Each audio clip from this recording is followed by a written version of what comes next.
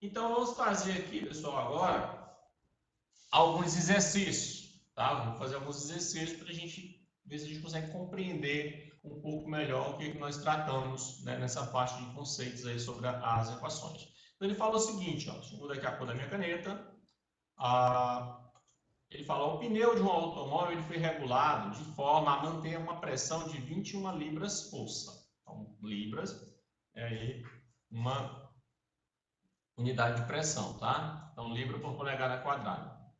A uma temperatura de 14 graus Celsius. Preste atenção aqui, ó, está em 14 graus Celsius. Durante o movimento do automóvel, no entanto, a temperatura do pneu aumentou. Ela foi para 55. Estava em 14, aumentou para 55. E ele pede, determine a pressão interna correspondente em libras por polegada quadrada, desprezando a variação do volume do pneu. Se é para desprezar a variação do volume, significa o quê? Que esse tipo de transformação é o quê? Uma isovolumétrica, certo? Ou seja, não variou o volume. Então, é uma isovolumétrica. Ou transformação isocórica, como ele coloca aqui, tá? Então, veja no texto que praticamente não variou. Então, trata-se de transformação isovolumétrica. E qual é a relação que nós temos para a isovolumétrica? Que a pressão 1 sobre a temperatura 1 é igual à pressão 2 sobre a temperatura 2. E aí o que nós temos que fazer é pegar. Qual é a pressão 1? 21 libras. Então, eu boto aqui. Qual foi a temperatura 1? 14 graus Celsius, mas você não pode botar 14 graus Celsius. Você tem que colocar em Kelvin. Como é que faz? Soma 273. E aí vai dar o valor aqui. A pressão 2 é o que ele está procurando, eu não sei. E a temperatura 2, 55 graus Celsius. Aí você soma 273 e coloca ela aqui em Kelvin. Vamos ver como é que vai ficar. Então, ó, temperatura 1, 14 mais 273 dá 288 Kelvin. Temperatura 2, 55 mais 273 dá 328 Kelvin. Pronto, eu tenho a temperatura 1, temperatura 2 em Kelvin. Pressão 1 eu tenho. E aí eu vou achar a pressão 2. Ó. Então, pressão 1 é 21. Temperatura 1, 287. Tá? Pressão 2, não sei, daqui P2. Temperatura 2, 328. E aí é só você multiplicar meios por extremos, tá? 287 vezes P2 dá 287 P2. 21 vezes 328, tá aqui 21 vezes 328, é só fazer a conta. Então, aí isolando aqui o P2, né? Eu pego 287, passo para cá dividindo. Então, ó, deixo o P2 sozinho. Então, fica 328 vezes 21, dá 6.888, dividido por 287. Fazendo isso aqui, dá 24 libras por polegada quadrada. Então, a pressão no estado 2, nesse caso, é 24 libras por polegada quadrada. Tá? Então, é só usar esta expressãozinha aqui e fazer a substituição dos valores. Então, nós tínhamos P1, tínhamos P1 e tínhamos T2. Só tendo o cuidado de botar em Kelvin. E aí é só fazer a conta e dá tudo certo. Beleza? Então, ó, para pensar, os fabricantes de pneus, eles informam sempre a pressão recomendada para garantir um bom funcionamento e evitar a vida útil dos pneus. E aumentar a vida útil dos pneus, tá? Para que os pneus durem mais. Por esta razão, é preciso sempre você verificar a pressão dos pneus do seu automóvel. Pensando no problema que nós acabamos de resolver, qual seria a ocasião mais apropriada para se fazer uma verificação e ajuste da pressão dos pneus de um automóvel? Tá? Enfim, o ideal é que você faça o pneu frio. Tá? Porque se você estiver andando há muito tempo, você faz uma viagem aqui para Teresina, por exemplo, e aí você para no meio da estrada daqui a uns 50, 100 quilômetros, meio-dia, por exemplo, o pneu vai estar com uma temperatura muito elevada. Então, isso vai haver uma alteração no volume do pneu e, consequentemente, calibrar o pneu nessas condições não é adequado. Então, adequado é com a temperatura ambiente. Então, espera o pneu, né, atingir uma temperatura ambiente e aí você faz a calibração. Tá? Item 2, vamos tentar resolver aquela questão de número 2. Tá? Então, o gás em um dos pneus de um jato comercial em voo, ele encontra-se a temperatura de menos 33 graus. Na pista, imediatamente após o pouso, a temperatura encontra-se em mais 87. Então, perceba, ó, que enquanto ele está lavando, está extremamente frio, menos 33 graus, é negativo. E quando ele se encontra em pouso, ele sobe para 87 graus, que é uma variação muito grande. Então, ó, transforme esses dois valores de temperatura para a escala absoluta, ou seja, transformar isso para Kelvin. E B, supondo que se trate de um gás ideal e que o volume do pneu não varia, ou seja, é uma isocórica, né, isovolumétrica, calcule a razão entre as pressões inicial e final desse processo. Então, o primeiro passo. Então, ó, essa é a questão para vocês tentarem resolver. Tá? Como é que converte Kelvin, aliás, do grau Celsius para Kelvin? Somente somar mais 273. Então, você vai pegar, só que aqui é menos, tá? Então, você vai pegar menos 33 mais 273. Vai fazer uma subtração. Aqui é positivo, aí soma. Acrescenta lá. E aí você vai ver quanto é que vai dar em Kelvin. E depois vocês vão considerar aquela lá, né? P1 sobre T1. O volume igual a P2 sobre T2. E aí vocês vão ver qual é a relação, tá? Então vocês vão tentar resolver essa questãozinha. Então deu uma pausa no vídeo, resolva a questão. Nós fizemos no anterior e essa aqui é para vocês tentarem fazer. Tá? Então, temos aqui uma outra. Ó. Calibra-se a pressão dos pneus de um carro em 30 psi, libra força por polegada quadrada, tá? Usando nitrogênio na temperatura ambiente de 27 graus Celsius. Para simplificar os cálculos, adote com uma polegada, né, ela mede 2,5 centímetros e meio. E uma libra-força vale 5 newtons. E a constante universal dos gases perfeitos, vamos arredondar para 8. Tá? 8 joules por mol por Kelvin. E ele quer saber ó, quanto vale essa pressão em newton por metro quadrado. Letra B. Faça uma estimativa do volume do pneu e com essa mesma estimativa estime o número de moles de nitrogênio contido no pneu. E letra C. Em um dia quente a temperatura do pneu em movimento atinge 57 graus. Qual é a variação percentual da pressão no pneu? Tá? Então ele quer que você verifique o quanto variou a pressão. Tá? Então, ele lá, quanto vale essa pressão em newton por metros quadrados? Então, nós temos que fazer aí, né, algumas continhas, né? Vocês vão fazer algumas continhas para vocês verificarem. Eles deram aqui, né, vai dar aqui a informação, né, uma polegada vale centímetro, né? Como está em newton por metro quadrado, então, vocês vão verificar que é por polegada quadrada. Então, vocês vão ter que fazer essas conversões para metro, né? Aqui já está em newton. E aí vocês vão ver, né? Quanto equivale a essas 30 PSI. Aqui é 30 PSI, libra força por polegada quadrada. Então, vocês vão pegar 30 PSI e vão converter para newton por metro quadrado. E aí façam as devidas conversões, tá? Então, tentem resolver essa questão número 3. E agora vamos resolver junto. Essa daqui eu vou fazer novamente com vocês verem como é que a gente pode aplicar. Tá? Um cilindro reto contendo gás ideal a 300 Kelvin. Então perceba que aqui a temperatura já está em Kelvin. Tá? Ele é vedado por um êmbolo pesado que pode se deslizar facilmente. Então esse êmbolo aqui ele pode subir ou descer, ou seja, eu aumento ou diminuo o volume. Então o volume ocupado pelo gás, né? V0 é o estado inicial e a pressão exercida sobre ele pelo peso do êmbolo é igual a 12 newton por centímetro quadrado. Essa é a pressão. Quando a temperatura vai para 350 kelvins, o gás ele expande, então seu volume aumenta.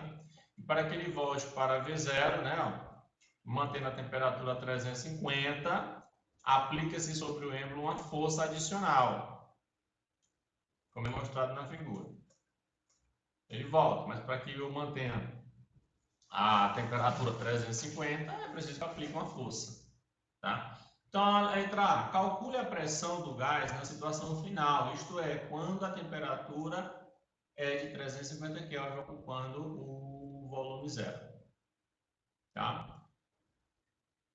Letra B, sabendo que o pistão tem uma área de 225 centímetros quadrados, calcule o valor da força adicional F, que fez o volume ocupado pelo gás voltar ao seu valor original.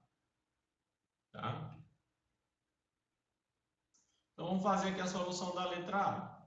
Tá? Então, de início, nós temos aqui uma transformação isobárica, ou seja, a pressão ela é mantida a mesma, é igual. O volume e a temperatura do gás aumentam, mas a pressão se mantém constante em 12 Newton por centímetro quadrado. Será necessário calcular, então, o volume após a expansão do gás, tá bom?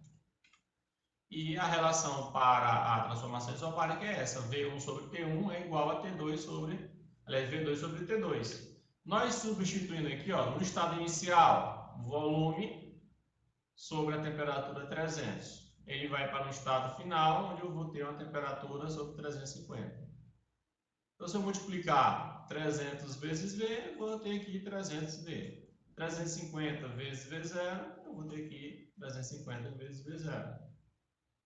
Isolando o V, eu pego esse 300 e passo aqui para baixo. Então, eu vou ter isso aqui, que o meu volume ele vai ser igual a 350 vezes o volume inicial, dividido por 300. 350 dividido para 300, né, ou se você simplificar isso aqui por 50, né, vai dar 7, e aqui vai dar 6. Então, quer dizer que o volume, pessoal, ele tem essa relação aqui, o volume final. 7 sobre 6 vezes o volume inicial, ou seja, dá 1 e alguma coisa, né? 7 dividido por 6 já dá um pouquinho maior que 1. Ou seja, o volume ele aumentou um pouquinho nesta relação de 7 sobre 6 vezes o volume inicial. Tá? Então, nós temos que o novo volume, né, ó, em função, né, do volume inicial V0. Em seguida, se propõe retornar o volume V0 mantendo a temperatura constante, em 350. E logo trata-se do quê? De uma isotérmica. Como é uma isotérmica, nós vamos calcular com esta relação. P1V1 é igual a P2V2. Então, quem é a pressão inicial? É 12, né? Já foi mostrado aqui. A pressão 1 é 12. Tá? Quem é o V1? Ora, o V1 é isso aqui. 7 V0 sobre 6. Tá? Então, tá aqui. Isso aqui é o V1. Isso aqui tem que ser igual ao P final, no caso, não, P2 vezes o volume inicial. Então, eu posso cortar agora aqui, né, ó, esse V0 com esse V0. E o que me sobrou? Me sobrou, né, esses valores aqui que eu posso também simplificar. 12 para 6 dá 2. 2 vezes 7, 14. Né? Então, a pressão final, nesse caso, ela aumenta para 14 Newton por centímetro cúbico. Tá? Essa é a nossa pressão final. Para que não haja mudança na temperatura. Então, ele foi para 350, mas eu quero voltar mantendo. Então, a pressão acabou aumentando nesse caso aí. Na letra B, então aqui nós precisamos lembrar que a pressão é a razão da força pela área, tá? Então, o que é a pressão? É a relação entre a força pela área. Então, se eu tenho uma área muito grande, né, a pressão geralmente vai ser pequena. Se eu tenho uma área extremamente pequena e a força está apoiada ali, a pressão vai ser bem maior. Tá? Então, a relação de pressão é o quê? Força por área. Tá? Se a pressão vale 14 Newton por centímetro quadrado e a área de aplicação da força é 225 centímetros quadrados, então nós temos o quê? Temos então isso aqui. Tá? Então a força é a pressão vezes a área. É só você pegar este Azinho aqui, deixa eu mudar aqui de cor, é só você pegar este A e trazê-lo para cá. Né? Fica PA. Então a força é igual a PA. Então a força vai ser igual a quem? Quem é a pressão? É 14. E quem é a área? 225. Pronto, você multiplica, você vai ter, nesse caso, uma força de 3.150 Newton. Tá? Então, esta é a força adicional que foi colocada lá para poder manter, se alterar a temperatura. Né? Então, é isso daí. Entendeu? Tem que voltar, tem que fazer direitinho, tá? Vamos resolver mais um aqui juntos, tá?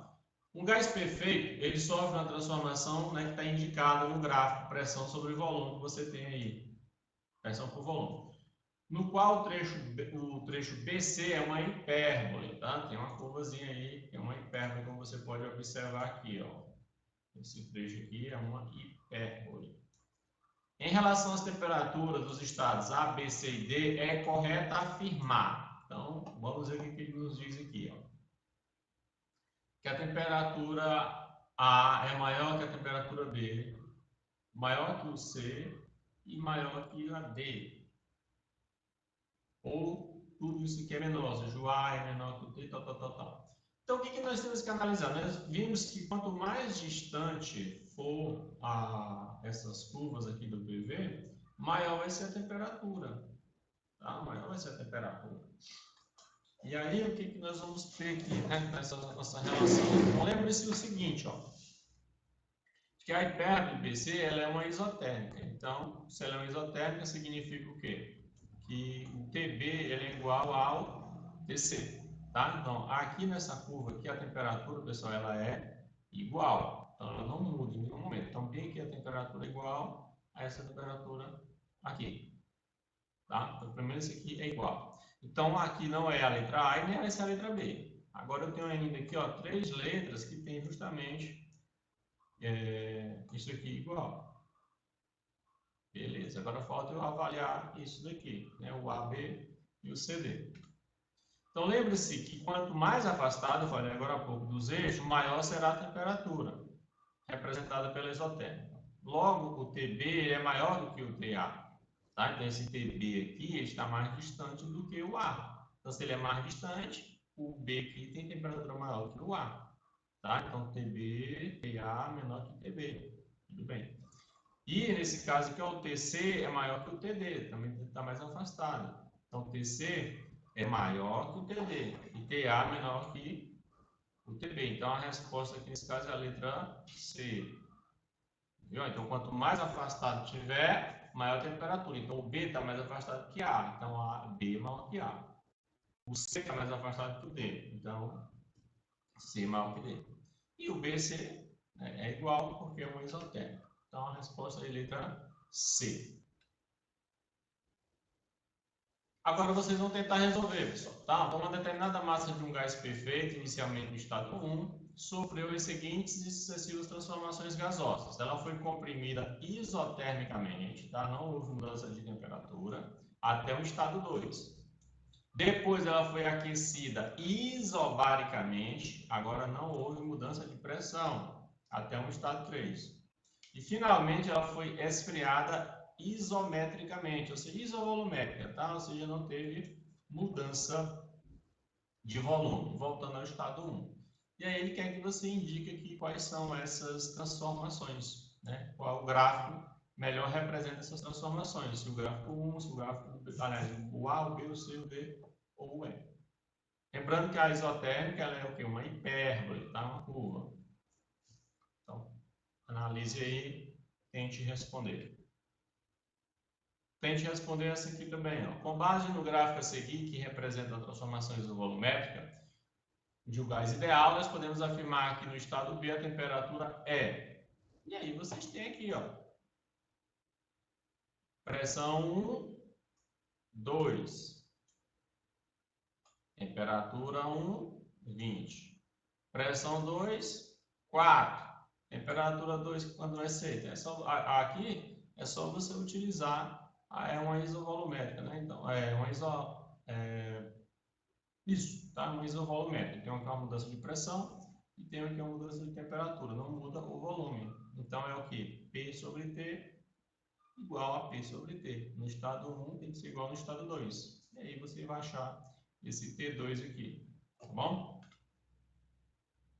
E aí uma outra questãozinha para vocês tentarem fazer também, tá? Então, dá uma pausa no vídeo, tente resolver também esta questão aqui.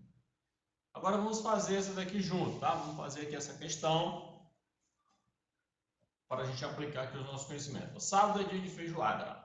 O cozinheiro sabe que o feijão preto costuma ser uma leguminosa difícil de ser cozida. Logo põe-no, juntamente com os demais ingredientes, em uma panela de pressão. Sabe que a temperatura dentro da panela pode atingir valores bem mais elevados do que o da ebulição da água nas condições normais. Para a preparação da quantidade maior de feijoada, pode utilizar uma panela de 18 litros.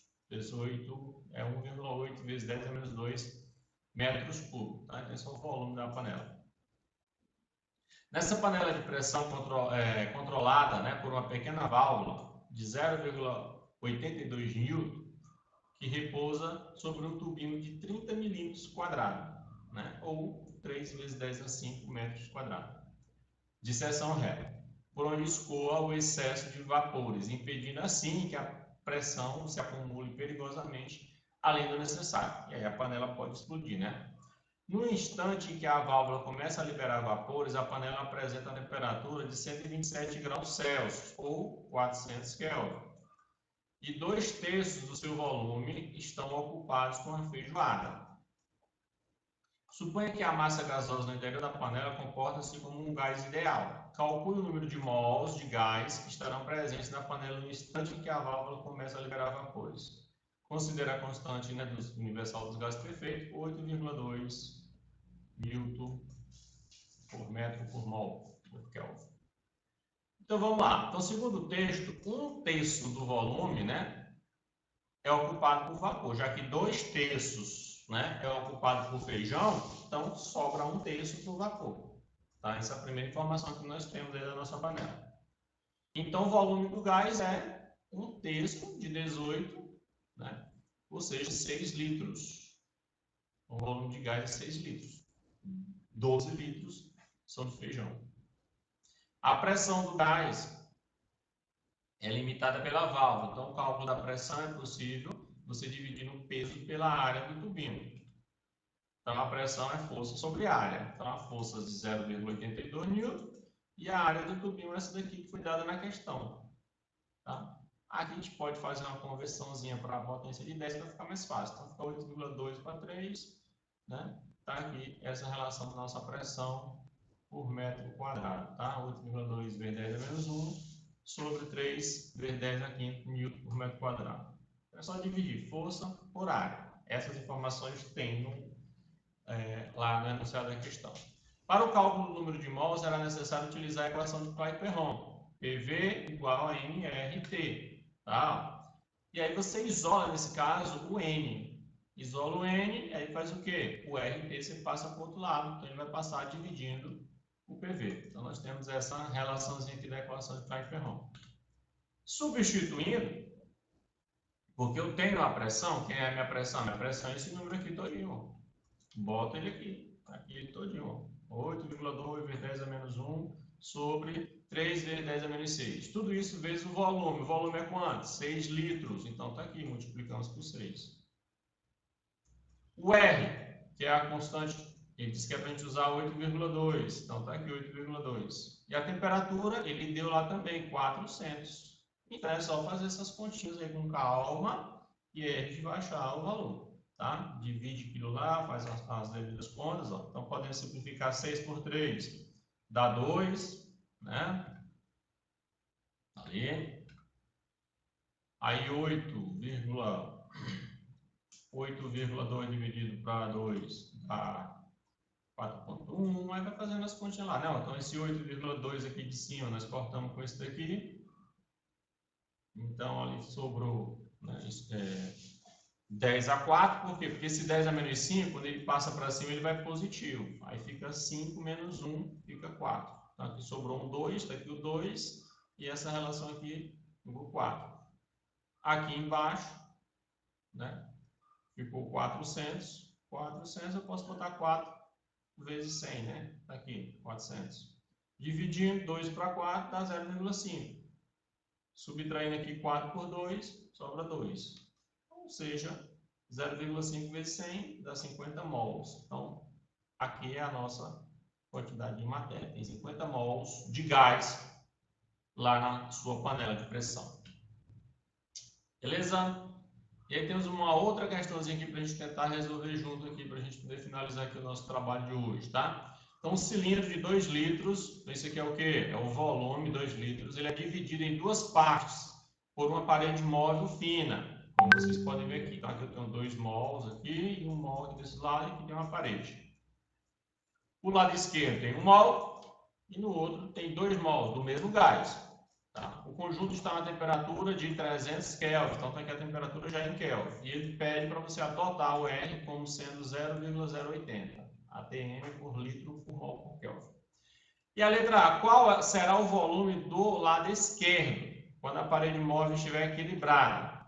E a letra B, qual é a pressão nos dois lados, na situação de equilíbrio, tá?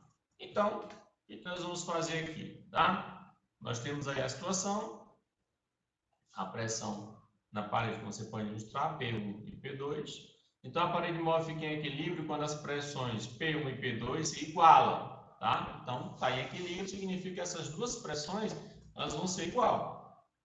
Senão, um vai estar empurrando para o outro lado, então não vai estar equilibrado, tá? Então, P1 tem que ser igual a P2. Essa é a condição do equilíbrio, tá? Então, quem é essa pressão 1? Se você isolar pela relação que nós temos, nRT sobre V1. Isso é lá da equação de Clapeyron. PV igual a nRT para um estado 1. Isolando o P, eu vou ter isso aqui para o P1. Para o P2, eu vou ter a mesma coisa. Só mudo aqui o número de mols de cada um, né? E o volume 2. Então, o R e o T aqui, pessoal, são iguais. O que muda? O número de mols desse lado, o número de mols desse outro lado de cá. E o volume daqui é diferente do volume daqui também. Tá? Então, esse RT que é igual, esse RT que é igual, eu posso acabar com eles, tá? Então, a temperatura é a mesma nas duas partes do recipiente, então nós podemos simplificar. Tira a temperatura e tira o R, já que eles são iguais dos dois lados. E aí vai sobrar só isso. N1 sobre V1 tem que ser igual a N2 sobre V2. Quem é o N1? É 1 mol. Está aqui. Quem é o volume 1? Não sei. Né? Quem é o N2? É 2. Quem é o V2? Não sei. Então, isolando o V2, né? Posso multiplicar aqui, ó. V1 sobre V1 vezes 2 dá 2V1. E 1 vezes V2 dá V2. Então, V2, 2 vezes 1. 2 vezes V1. Então, a relação que nós temos é essa daqui. Então, o volume 2 ele vai ser igual a 2 vezes o volume 1, na condição de equilíbrio. Né? Faz sentido, né? Se é o dobro de mols tem equilíbrio, o volume também vai ser o dobro. Tá? Então, lembre-se que o total do gás é 2 litros. Então, podemos afirmar que V1 mais V2 é igual a 2. Logo, se você substituir V2 por 2V1, nós vamos ter esta relação aqui, certo? Quem é o volume 1? É 2/3 de 1 litro. Né? 2/3 de 1 litro. Utilizando lá, né, a equação de Clapeyron, nós temos essa situação. Não, pressão 1, nRT sobre V. E aí, como nós já sabemos que a pressão é a mesma dos dois lados, nós vamos substituir os valores ao cálculo da pressão. Tá? Então, quem é o N? De um lado, é 1. O valor da constante R, ele pediu para a gente usar 0,080, 8 faz. E a temperatura, 300. E o volume 1, 2/3, né, de litro. Então, isso aqui tudo, você fazendo as contas, né, dá 24, dividido por uma fração. Repete a primeira, que é a parte de cima, dá 24, multiplica pelo inverso da de baixo, nesse caso 3 sobre 2. 24 vezes 3, 72. Para 2, 36. Essa aqui é a nossa pressãozinha. Deu 36. A pressão 2 também é 36, já que é igual, né? E aí, nesse caso, a pressão é em ATM, já que nós utilizamos lá, né, a nossa constante com essas unidades aqui, né? ATM por litro. Então, tira o litro daqui, fica só ATM. Então, a pressão é 36 ATM. Aqui é a nossa resposta. E nós vamos ficar por aqui, tá? Tentem resolver as questões, viu? Que não foram resolvidas aqui. Essas aqui, se for preciso assistir novamente a sexta, reveja. E tentem fazer as questões propostas na lista de exercícios.